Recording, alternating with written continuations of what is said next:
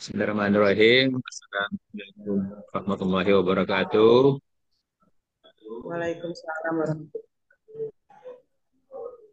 Baik, Bapak Ibu yang kami hormati, kami dari kelompok 6 akan mencoba menjelaskan terkait dengan uji MANOVA, ya. Jadi sebenarnya uji MANOVA ini merupakan pengembangan lebih lanjut dari uji statistik ANOVA yang kemarin sudah dijelaskan oleh Ibu Nurul konsep secara matematis bagaimana ANOVA itu dimunculkan, ya. Begitu juga nanti dasar dari MANOVA ini. MANOVA ini digunakan, ya, jika ada lebih dari satu variabel dependen,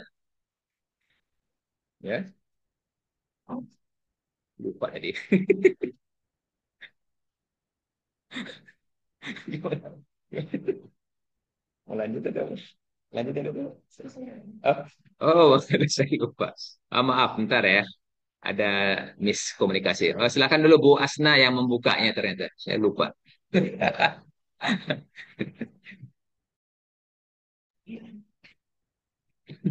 Wah, Muk, masih mute Bu. Unmute dulu.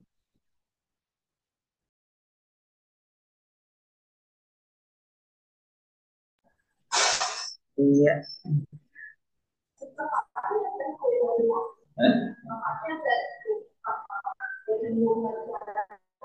iya, mohon maaf ini sebenarnya kami bagi tugas ini. Iya, beliau yang apa namanya yang bagian SPSS. Terima kasih. Jadi seperti yang Pak Yusran beritahu bahwa Manova ini adalah pengembangan dari ANOVA yang kemarin sudah kita bahas bersama, yaitu untuk mengetahui apakah terdapat perbedaan signifikan antara kelompok yang berbeda pada beberapa variabel dependen secara simultan. Tujuan dari analisis MANOVA adalah yang pertama, menguji apakah terdapat perbedaan signifikan antara dua atau kelompok lebih pada lebih dari satu variabel dependen secara bersamaan. Yang kedua adalah melihat hubungan antar variabel dependen yang mungkin saling berinteraksi atau berhubungan satu sama lain. Ketiga, menggunakan informasi dari variabel dependen yang saling terkait untuk memberikan hasil analisis yang dibuat. Asumsi-asumsi yang perlu kita ketahui adalah normalitas, yaitu bahwa setiap variabel dependen harus terdistribusi secara normal dari setiap kelompok. Kemudian homoscedasticity adalah variabel covariance antar kelompok harus homogen atau sama pada setiap dependen variabel. Kemudian independensi, bahwa observasi dalam setiap kelompok harus independen satu sama lain. Kemudian linearitas, bahwa setiap relasi antar variabel dependen dan independen harus linier.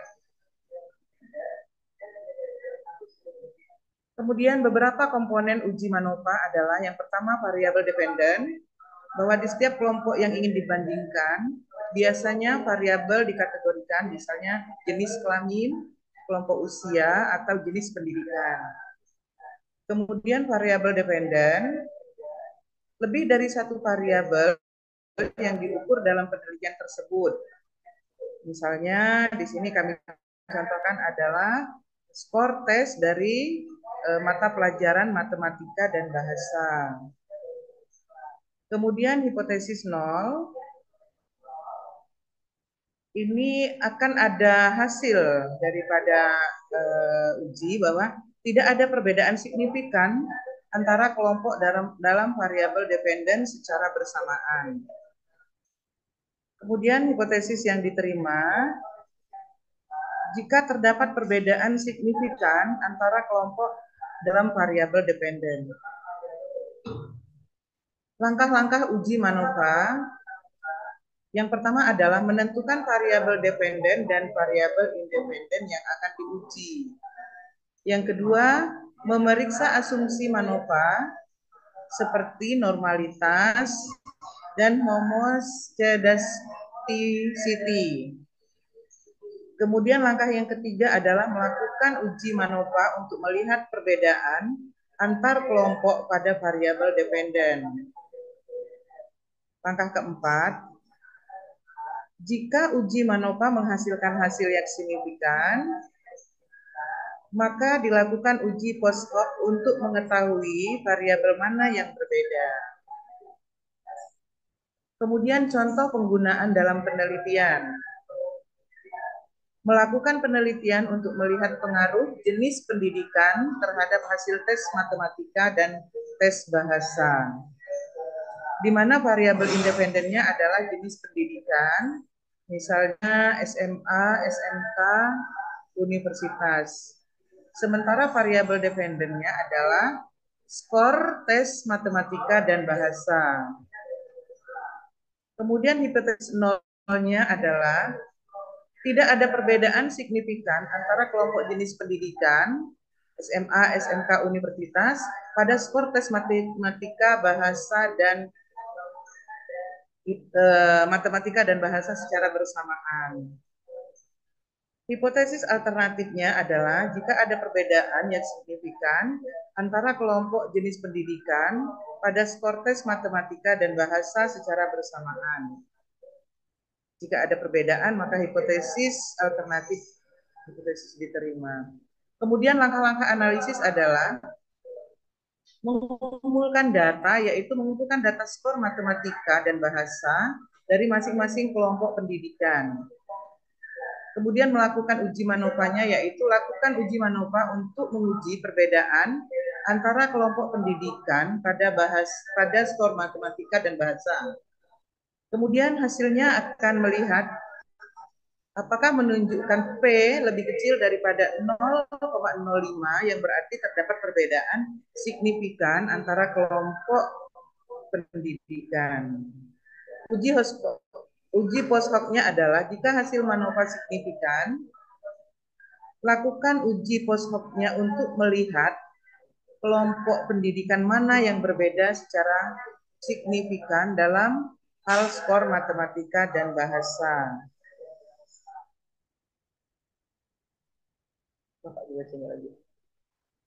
Dilanjutkan ini, ada tabel yang coba dicontohkan. Pengaruh perbedaan metode pembelajaran terhadap pemecahan masalah matematika, penalaran matematika, komunikasi matematika.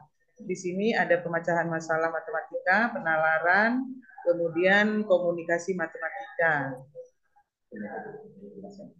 Oh iya, silahkan dilanjutkan.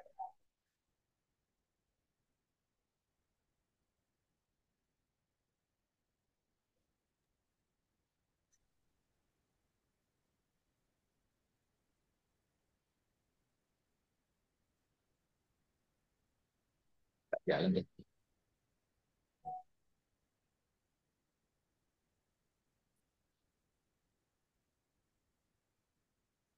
Baik, Bapak Ibu.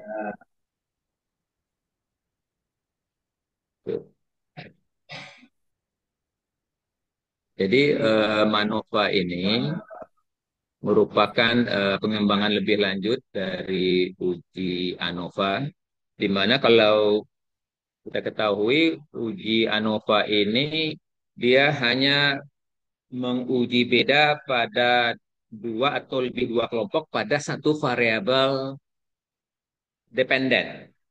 Nah, sedangkan MANOVA ini dia akan melihat lebih dari atau sama dengan dua, ya bisa tiga variabel dependen secara bersamaan atau kita lakukan perhitungannya secara simultan. Jadi dari masing-masing kelompok antar variabel dependen itu kita bisa melihat uji bedanya dan sejauh mana pengaruh yang paling kuat pengaruhnya pun kita bisa melihat dengan melakukan uji ANOVA ini. Jadi dikatakan tadi oleh Bu Asnawati, karena tujuannya ini adalah menguji perbedaan antar kelompok ya pada beberapa variabel dependen, sehingga tujuan uji MANOVA ini menguji memang perbedaan signifikan antar kelompok-kelompok yang berbeda pada lebih dari satu variabel dependen secara bersamaan. Nah, ini yang akan kita uh, lihat sekuat mana pengaruh dari setiap kelompok dari masing-masing variabel dependen. Jadi dari uji MANOVA ini memungkinkan kita untuk memanfaatkan informasi yang ada pada variabel dependen yang saling berkorelasi. Ya, dalam kasus ini nanti kita akan melihat mana variabel dependen yang memiliki korelasi yang kuat. Ya, jadi ini uji MANOVA itu dapat memberikan mana kelompok yang lebih dominan atau lebih kuat dibandingkan dengan variabel dependen yang jika dianalisis secara terpisah menggunakan ANOVA.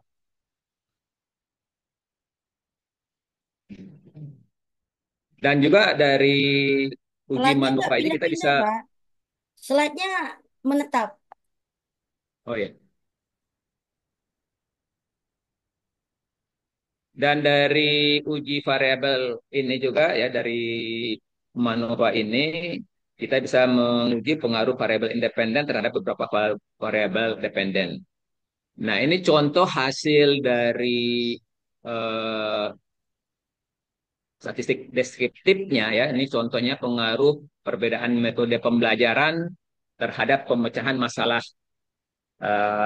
matematika, penalaran matematika dan komunikasi matematika. Nah, kita lihat di sini hasil analisis ini menunjukkan bahwa rata kemampuan pemecahan masalah ya, penalaran dan komunikasi matematika antara tiga tipe ini memiliki kemampuan yang berbeda. Kita lihat dari standar deviasi dan min-nya. Ya. Ini dikaitkan dengan metode pembelajaran inquiry, penugasan, dan drill. Jadi dari masing-masing variabel dependen ini kita bisa melihat uh, bagaimana kemampuan ketiga kelompok ini terhadap kelompok independennya. Kita akan melihat dengan min dan standar deviasi yang berbeda, sehingga kita bisa mengatakan bahwa kemampuan pemecahan masalah matematika dengan metode penugasan itu lebih rendah dibandingkan dengan metode yang lain, karena kita melihat metode penugasan ini min-nya itu lebih kecil dibandingkan uh, kelompok yang lain, ya. Sehingga kita bisa mengatakan bahwa kemampuan pemecahan matematika dengan metode drill itu lebih besar dibandingkan dengan dua tipe yang lainnya. Nah, kemudian juga di dalam uji MANOVA ini juga kita mengenal ada mengukur bagaimana kesamaan ya homogenitas kovarian antar ketiga ya. Jadi homoscedasticity atau yang mengacu pada kesamaan varians dan covariance di antara kelompok-kelompok yang dibandingkan. Nah, berarti dalam konteks ini adalah variasi dalam setiap variabel dependen yang harus kita lihat. Bagaimana memeriksa varian dan covariance ini kita menggunakan box test ya. Box test ini digunakan untuk memeriksa homogenitas varians dan covariance antar kelompok. Meskipun kalau pada MANOVA ini uji homogenitas ini bukan menjadi suatu prasyarat mutlak, karena uji ini hanya sekedar untuk menambah informasi mengenai hasil analisis datanya. Nah, jika uji box ini menghasilkan nilai signifikansi di atas 0,05, ya, maka dapat dikatakan terdapat kesamaan nilai kovarian antar ketiga variabel terikat ditinjau dari variabel pembandingnya. Uji box ini menguji kesetaraan kovarians antar variabel yang menunjukkan bahwa terdapat kesetaraan nilai kovarians antar variabel. Di mana kita lihat statistik V-nya itu 1,731 dengan P lebih dari 0,05. Nah, kita juga bisa menggunakan uji Levens test. Ini mungkin salah satu yang bisa kita lakukan selain box test tadi. Kemudian hasil dari uji MANOVA ini kita juga bisa melihat perbandingan secara simultan atau multivariat, ya.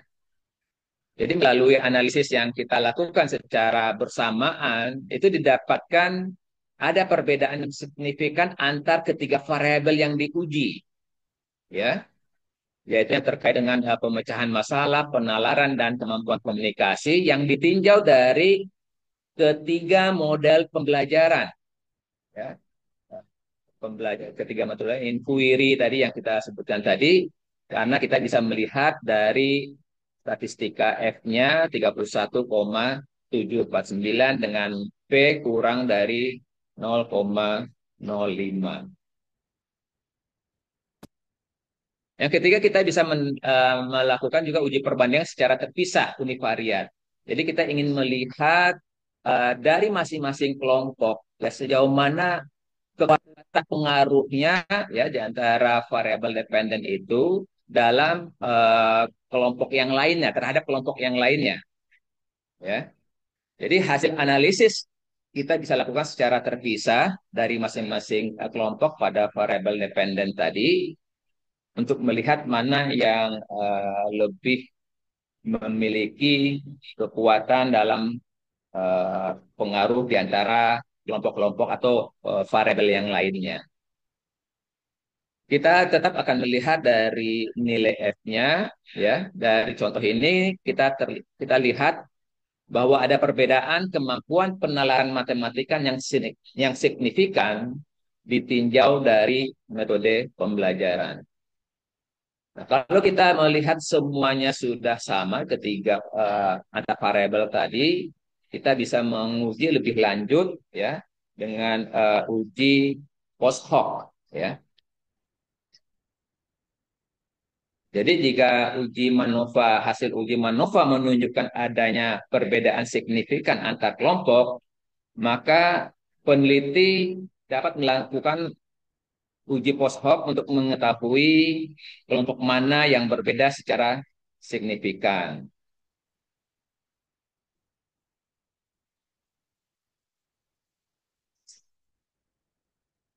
Nah, ini ada beberapa um, apa cara kita melakukan uji MANOVA ini ya di beberapa YouTube. Eh, izin Bu Nurul, apakah ini yang YouTube-nya bisa saya share di sini? Silakan Pak.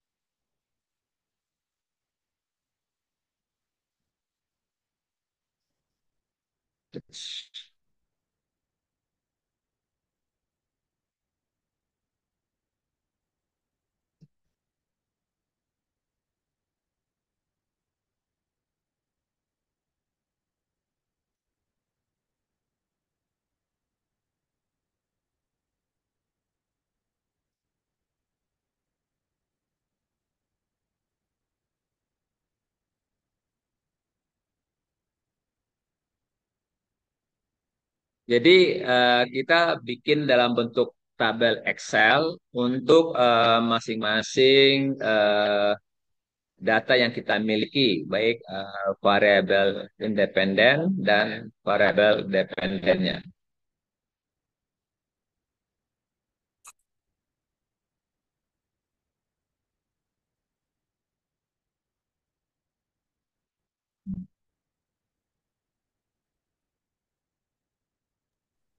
Sudah, Oke, Bu? sudah Bu. Saya. Oke, baik. Jadi untuk konsep awal ya, konsep awal di Manova ini betul tadi sudah disampaikan oleh kelompok penyaji bahwa ini sebenarnya pengembangan dari analysis of variance. Kenapa disebut analysis of variance? Ini kalau di bahasa Indonesia kan ini namanya analisis ragam. Kalau di buku yang saya baca tuh analisis ragam. Jadi keragaman-keragaman dari variabel-variabel independennya itu. Seperti metode, kan beragam tuh. Kemudian mungkin ada motivasi gitu. Jadi beberapa treatment itu beragam. Karena keragaman itu akan mempengaruhi hasil respon. Mungkin yang perlu familiar kita apa dalam ANOVA itu istilahnya agak berbeda sebenarnya. Tapi karena susah dipahami, mungkin saya nulis istilah yang umum. Misalkan, kalau di variabel dependen itu namanya variabel terikat, statistik secara umum. Atau variabel independen itu biasanya variabel bebas. Tapi kalau di ANOVA itu biasanya variabel terikat ini disebut dengan respon. Jadi kita ada istilah respon. Seperti yang Bapak bilang tadi, responnya adalah kemampuan ya, kemampuan matematika. Itu responnya yang ingin diukur. Kemudian ada istilah level. Level itu seperti Bapak tadi, metode satu bisa, metode dua, metode tiga, metode empat. Berarti ada 4 level. Atau taraf. Karena ini biasanya dipakai oleh di mata kuliah yang banyak ANOVA itu rancangan ya, rancangan percobaan. Cuman biar familiar, karena di buku-buku itu memang membingungkan. Ini mana yang, ada juga yang mengatakan tuh variabel prediktor. Itu biasanya diregresi. Maknanya sama, variabel bebas atau variabel independen. Kenapa dikatakan prediktor? Karena umumnya apa sih namanya dia ingin memprediksi kan gitu. Saya ulangi ya. Jadi di sini sudah betul pengembangan dari ANOVA, kemudian dia ingin mengetahui respon. Nah, respon ini maksudnya seperti tadi variabel dependennya. Tapi di ANOVA atau MANOVA itu kita kenal dengan istilah respon. Nah, kemudian akibat treatment. Treatmentnya apa? Pemberian metode pembelajaran itu treatment. Nah, kemudian apa yang berbeda di Manova dengan Anova? Kalau di Anova itu tabelnya sangat sederhana, Bapak Ibu. Kita hanya melihat terdapat perbedaan respon antara beberapa perlakuan. Seperti kemarin kan terdapat perbedaan hasil belajar dari beberapa perlakuan. Tapi kita nggak bisa lihat mind effect. Kenapa disebut mind effect? Karena kita punya lebih dari satu dependen. Yang mana yang paling berbeda? Tadi kan mungkin ada, misalnya saya ingin melihat efek dari metode pembelajaran terhadap hasil ujian dan kemampuan literasi. Berarti kan ada dua. Nah, yang mana yang paling utama? Yang paling banyak pengaruhnya? Dilihat dari eta square nanti Bapak Ibu. Nah, itu namanya ada pengaruh simultan, ada pengaruh parsial. Simultan itu kalau dia secara umum, tidak main efek. Nanti kita lihat. Kemudian ada efek size. Seberapa banyak dia berpengaruh. Nah, sekarang kita lihat di MANOVA itu secara umum saya bagi dua. Ketika dia satu faktor. Nah, ada istilah faktor Bapak Ibu. Tadi saya lupa. Tadi kan sudah ada level, taraf, itu banyaknya level-level di variabel bebasnya ya. Nah, faktor ini sebenarnya istilah variabel bebas untuk di ANOVA atau MANOVA. Biasanya kayak metode pembelajaran, berarti faktor dari metode. Kalau faktorial MANOVA, itu kalau dia lebih dari satu faktor. Kalau di ANOVA namanya two-way ANOVA. Kalau di sini kita jarang mengatakan two-way MANOVA, tapi disebut MANOVA faktorial. Karena dia lebih dari satu. Sehingga bisa jadi ada interaksi antar variabel atau antar faktor. Nah, sekarang saya lanjut. Nah, tadi ada Bapak menyinggung box kovarian ya. Betul, tapi mungkin kita harus lihat apa bedanya. Pertama, observasi harus independen, Bapak Ibu. Apa artinya observasi harus independen? Ketika kita pengamatan data untuk dependen satu, jadi ini untuk sorry, untuk independen, jadi misalnya metode pembelajaran, maka metode A, metode B, metode C itu nggak boleh saling berpengaruh. Jangan-jangan kalau saya terapkan grup investigasi misalnya, atau katakanlah metode jigsaw atau metode project, itu saling berkorelasi. Biasanya anak kalau kita terapkan project based learning, ketika diobservasi hasil belajarnya sama saja, akan berakibat dia juga bagus kalau diterapkan model yang lain. Berarti dia berkorelasi, itu nggak boleh Bapak Ibu. Jadi observasi harus independen. Nah, kemudian ini, selama ini dari pertemuan pertama sampai pertemuan kemarin, kita hanya berbicara homogen untuk variansnya. Artinya keragaman data itu dia tidak terlalu outlier lah. Range-nya tidak terlalu jauh gitu loh. Selisih kenyataan dengan dugaannya hampir sama. Atau variannya sama. Nah, sekarang ada tambahan. Covariance juga sama. Apa artinya? Kalau di varian itu lebih ke penyebaran data setiap data apa namanya perlakuan, tetapi untuk kovarian, oh ini saya mungkin ada yang salah ketik ya. Maaf, ini nanti saya ganti, bukan treatment. Saya ulangi, varian dan kovarian homogen itu artinya untuk data Y-nya atau data dependen. Kayak Bapak tadi apa tuh Pak? Dua Pak ya. Bapak tadi apa Pak dependennya? Skor matematik dan Apa kemampuan apa tadi? Saya lupa. penalaran, kemampuan komunikasi matematika, penalaran matematika, dan kemampuan apa tadi? Oh Ada ya, tiga kemampuan. oke oke, penalaran ya Bapak ya. Nah, yang dimaksud koparian di situ, ini nanti saya ganti, ini salah ketik.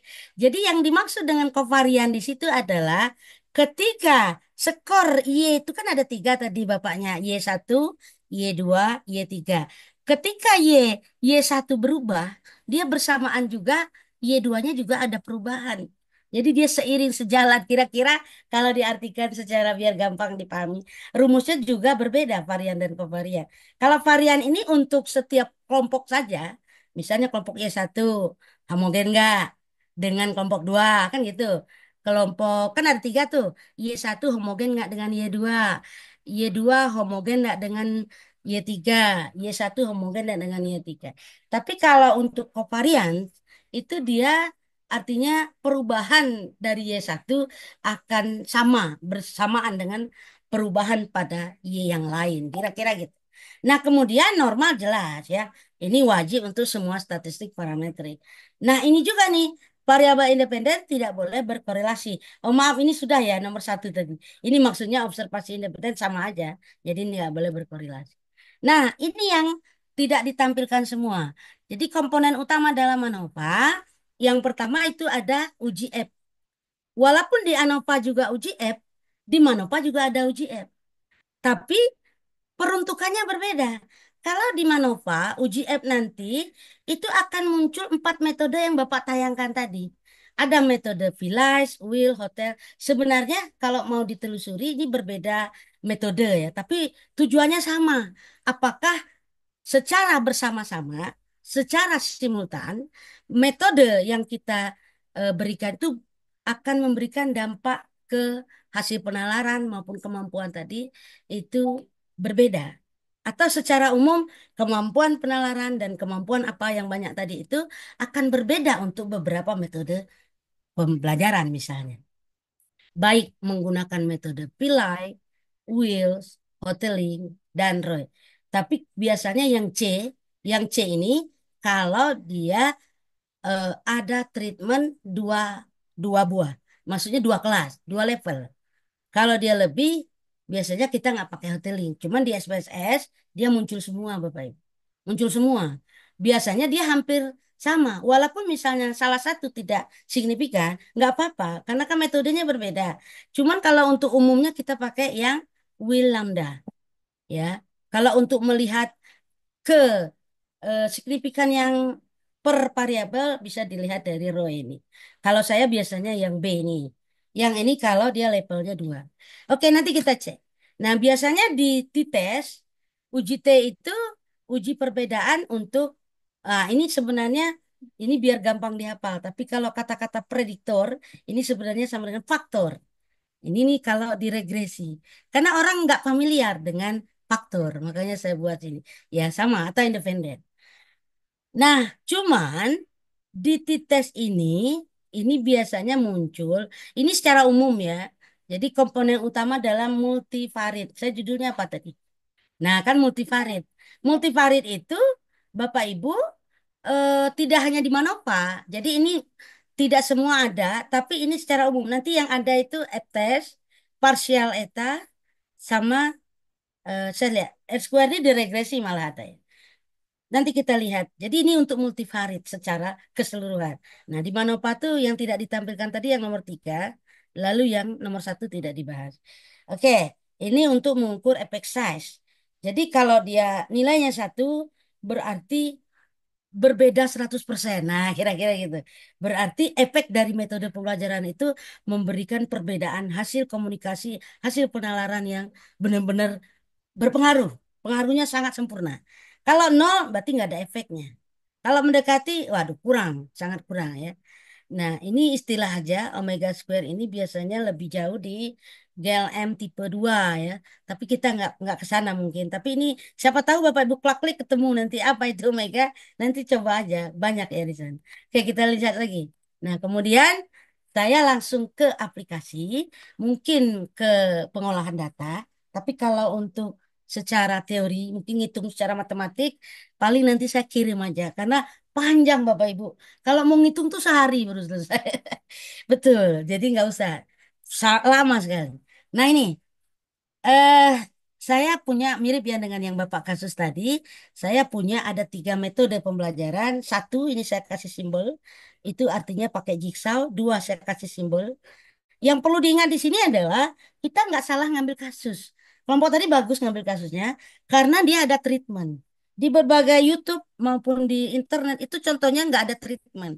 Misalnya pendidikan atau level PNS misalnya ya, level profesi ayahnya, maka dia ingin melihat nilai akhir anaknya. Nggak ada hubungan profesi orang tua. Dan dia nggak ada treatment, jadi kurang pas.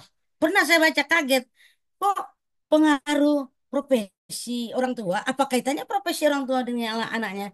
Nggak kurang nyambung gitu ya. Walaupun disambung-sambungin, mungkin ke prasarana. Kalau bapaknya banyak duit, profesinya dokter, dia bisa anaknya banyak buku. Kan itu ya bisa pakai struktural equation model karena dia tidak langsung. Jadi kalau langsung baguslah yang treatment. Nah, jadi saya ulangi, saya ingin melihat apakah metode ini memberikan efek nilai akhir ujian statistik yang berbeda untuk ketiga model. Ini model pembelajaran, metode masih metode. Dan kemudian apakah metode pembelajaran ini akan memberikan efek berbeda terhadap kemampuan pengolahan data mahasiswa. Nah, Bapak Ibu, tadi tidak disinggung. Hipotesis di dalam MANOPA itu bisa 2 jenis. Ada namanya hipotesis simultan, ada yang namanya hipotesis parsial.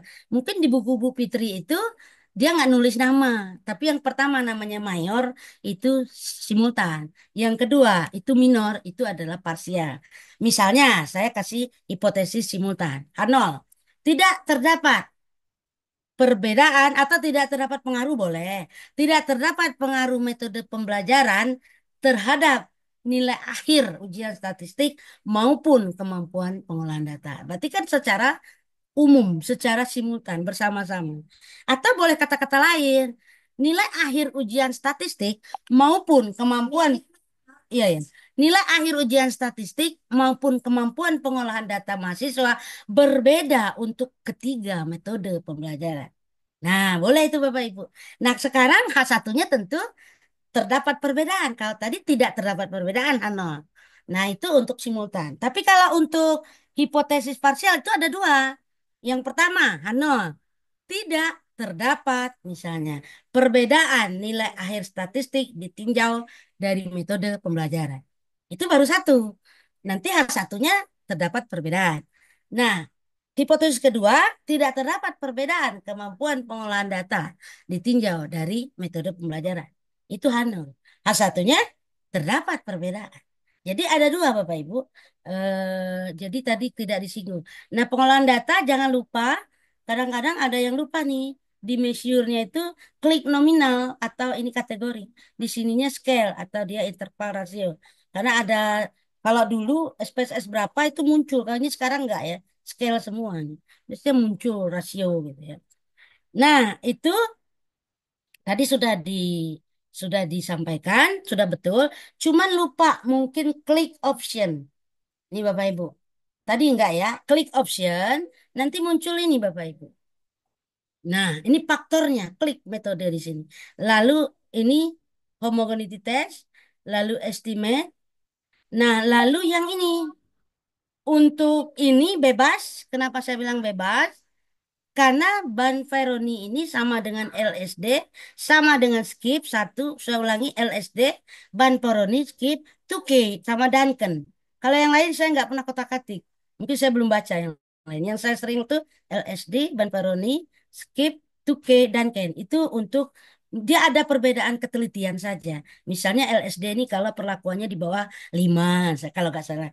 Kemudian 2K ini uji mirip uji Hanes kejujuran. Kalau di statistik Hanes apa namanya? Nah, nanti klik yang ini Bapak Ibu. James Howell. Ini untuk kalau variasinya nggak sama. Jadi ada kovarian, ada varian nanti. Ini tadi ada yang lupa. Soalnya. Nah, kita lihat. Nah, sekarang ini namanya varian, uji variannya. Setelah kita lihat, lihat yang paling kanan, side-nya. Oh, ini lebih dari 0,05. Ini juga lebih dari 0,05. Kenapa 0,05? Saya ulangi, karena di statistik, ini di sini 0,05. Bapak Ibu boleh ganti. Misalnya saya nggak mau nih 0,05. Saya mau 1%, ya ganti saja 0,01. Tapi nanti di sini membandingkannya jangan 0,05 tapi 0,01 Bapak Ibu. Misalnya Bapak Ibu ganti kan, ini ganti nih 0,01. Berarti di sini kalau hasilnya misalnya 0, nol nol nol. Nah, itu dibandingkan dengan 0,01. Berarti tidak variannya tidak homogen. Ini juga sama, tapi bedanya ini kovarian Bapak Ibu. Jadi kalau seandainya variannya homogen, tapi kovariannya tidak homogen, nah itu kurang pas Bapak Ibu. Berarti datanya kurang bagus. Yang bagus itu adalah homogen varian maupun kovarian. Di sini dilihat 0,809. Ya, jadi perubahan Y yang lain akan ikut perubahan secara bersama-sama. Nah, di sini outputnya satu yang pertama kita namakan output secara statistik deskriptif. Jadi di statistik itu Bapak Ibu jangan langsung ke hasil akhir. Hasil akhir itu adalah hasil untuk uji inferensial. Tapi secara deskriptif, kira-kira kalau kita bertandang ke rumah orang, kita kan ke terasnya dulu. Oh, bagus sekali rumahnya. Kan belum masuk, belum diuji. Dari luar kelihatannya bagus. Nah, kalau diuji berarti udah masuk ke inferensial. Jadi ketika di statistik, lihat dulu, oh ternyata secara angka, bukan secara statistik, secara deskriptif, terlihat bahwa, nah, membuat penyimpulannya nggak usah disebut semua, Bapak Ibu. Nanti kalau udah 10, susah kan? Jigsaw sekian, DL sekian, GL sekian, untuk nilai statistik. Nggak usah. Tapi cari yang dominan. Misalnya seperti ini. Kalau dilihat, baik nilai statistik maupun nilai skor kemampuan mengolah data untuk yang pakai metode pembelajaran discovery atau DL itu paling tinggi di antara yang lain. Nah, kan sudah selesai. Kalau mau lebih jauh, mana lagi yang nomor 2? Ya, ini jigsaw gitu. Tapi nggak jauh berbeda kan ini. Nah, jadi yang dominan saja. Tapi itu baru secara deskriptif. Nah, sekarang secara inferensial yang simultan. Nah, yang simultan ini yang tadi. Metode Vilay kita cek. Bapak Ibu, tolong di apa namanya skip yang intercept. Kenapa? Intercept itu konstanta, nggak usah diterjemahkan. Kalau dalam kalau dalam statistik itu kira-kira begini. Kalau seandainya tidak diberikan metode apapun, nah kira-kira gitu. Kalau tidak diberikan metode apapun, maka nilai statistik dan kemampuan mengolah datanya juga berbeda. Kan aneh, masa nggak diberikan metode apapun? Jadi susah, nggak usah ditanyakan. Atau kalau misalnya kalau kayak kemarin jika diberi pupuk, nah, yang berbeda, maka produktivitasnya berbeda.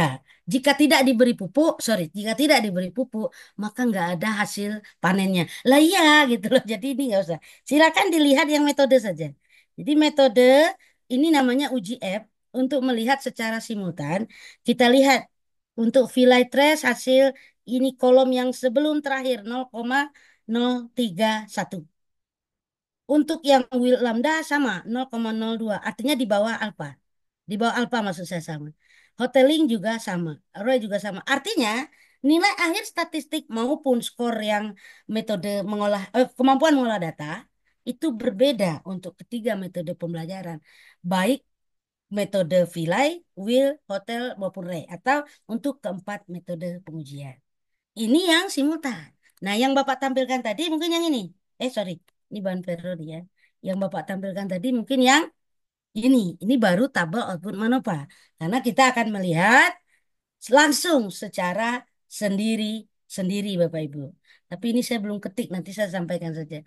Nah, di sini langsung ke metode. Nggak usah, skip yang lain dulu. Di metode itu langsung ke site 0,034, 0,004. Artinya kita ngomongnya satu-satu. Untuk nilai statistik ternyata berbeda jika ditinjau dari metode pembelajaran. Jadi artinya nilai akhir statistik mahasiswa jika dikasih pembelajaran metode Jigsaw berbeda hasilnya jika dikasih metode DL, berbeda jika dikasih metode apa tadi GI. Itu satu-satu, makanya saya buat satu-satu. Jadi terdapat perbedaan nilai akhir ditinjau dari ini. Ini juga sama Bapak Ibu. Terdapat perbedaan skor kemampuan mengolah data ditinjau dari metode pembelajaran. Nah, setelah itu kita bisa lihat partial eta square-nya. Di sini mana yang lebih besar Bapak Ibu? Apakah yang nilai statistik? Apakah yang skor kemampuan mengolah data?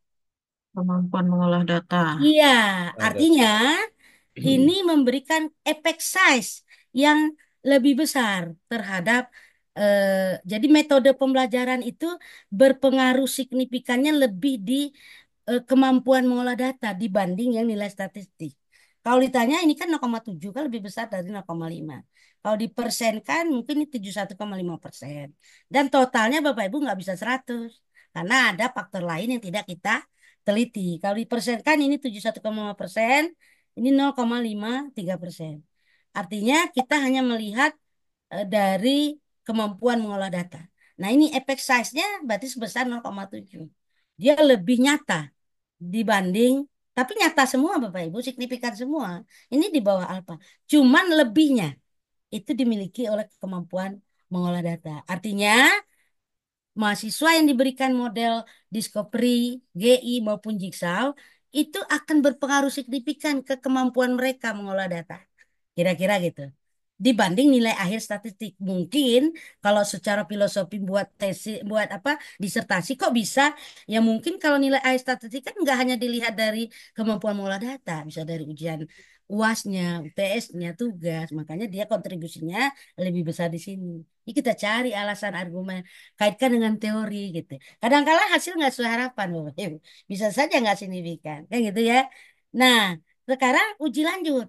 Kenapa kita ada uji lanjut, Bapak Ibu? Karena ini sudah berbeda secara signifikan. Seandainya di sini tidak berbeda, misalnya 0,05, ini 0,06 lah ya, ini 0,08. Nah, nggak berbeda.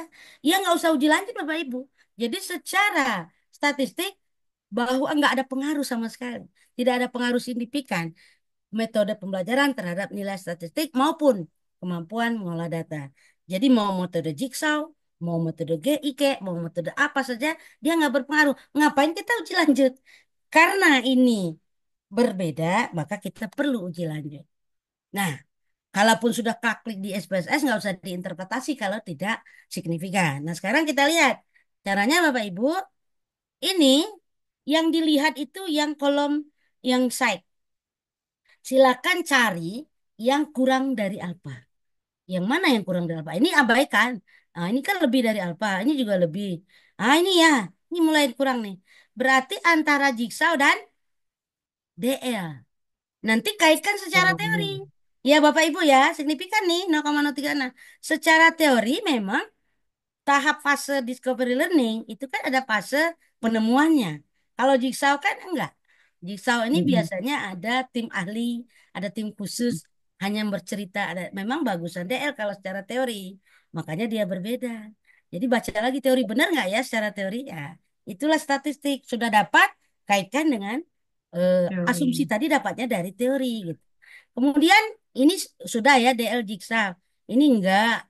Nah ini juga sama. Mana yang kurang? DL dengan GI. Nah, DL dengan GI. GI ini ada investigasinya, mungkin lebih tinggi ya, lebih banyak proses investigasi. Mungkin saja dia lebih tinggi nilainya. Kan makanya ini skornya ini. Yang lain ada lagi nggak Bapak Ibu? Saya nggak kelihatan nih. GI Jigsaw, ya. Eh, GI DL sudah tadi DL GI sama aja. GI DL saya nggak kelihatan kecil ini. Jigsaw DL udah. DL GI udah. GI DL ya udah. Mm-mm. Berarti Udah. GI DL, Jigsaw DL, sama DIGL. Ada tiga Bapak Ibu. Nah, sekarang kalau kita lihat secara minnya memang tadi signifikan yang ada tiga. Tapi kita lihat yang mana yang skornya tinggi. Selisihnya skornya besar. Coba kita cek lagi. DL dengan Jigsaw 12,25. Memang dia signifikan. Tapi coba kita lihat untuk yang DL Jigsaw udah. GIDL berapa Bapak Ibu? GIDL. Min 5 IDL ya. tuh -5 Nah, kalau itu. besaran mana? Iya. Jangan lihat negatifnya Bapak Ibu, itu selisih. Oh Tapi ya, lihat harga mutlaknya. Besaran 12 toh. besaran 12. Nah, artinya effect size, effect size pengaruh yang sangat berbeda itu Jigsaw dengan DL. DL. Tadi memang berbeda, tapi ini lebih berpengaruh lagi gitu loh. Jadi urutannya Bapak Ibu silakan lihat mana skor di sini yang lebih tinggi. Tapi untuk signifikansi secara umum, lihat dari kolom side ini. Itu secara ini. Nah, Bapak Ibu, kalau di kasus banyak sekali kasus khusus namanya, tapi saya tidak sempat buat PowerPoint-nya ya Bapak Ibu, PPT-nya nggak sempat. Itu ada istilah ketika nanti jumlah sampelnya berbeda Bapak Ibu. Jumlah sampel berbeda. Artinya kalau ini kan mahasiswa yang diukur nilai statistiknya misalnya 30 orang. Sorry, maaf. Metode ya. Metode DL ini ada 10 siswa. Metode Jigsaw ada 8 siswa. Metode GI ada 20 siswa. Kan berbeda, Bapak Ibu. Nah, itu namanya equal sample size. Nah, biasanya itu rumusnya nanti ditambah efek error namanya. Mungkin saya kirim saja lah ya. Saya nanti screenshot, saya kirim itu kalau manual. Nah, kalau di SPSS itu biasanya pas di mana ya saya lupa. Kalau secara umum memang nggak ada di situ, tapi apa ya saya lupa. Nanti saya kirim aja ya Bu ya. Nggak sempat saya buat PPT-nya masalahnya. Itu kasus khusus. Ada juga kasus yang lain ketika apa apalah namanya dah. Nah, variabel dependennya apalah nama. Nah, diukur pada waktu yang berbeda. Misalnya nilai statistik, datanya diambil hari ini. Kemampuan mengolah data diambil datanya bulan depan. Bias dia di 1 bulan ke depan tuh bias. Ada analisis lain nanti. Mungkin saya kirim aja kalau memang berminat Bapak Ibu. Oke ya, itu dari saya Bapak Ibu. Silakan ada yang mau ditanyakan? Banyak sebenarnya. Nggak sempat buat PPT-nya aja.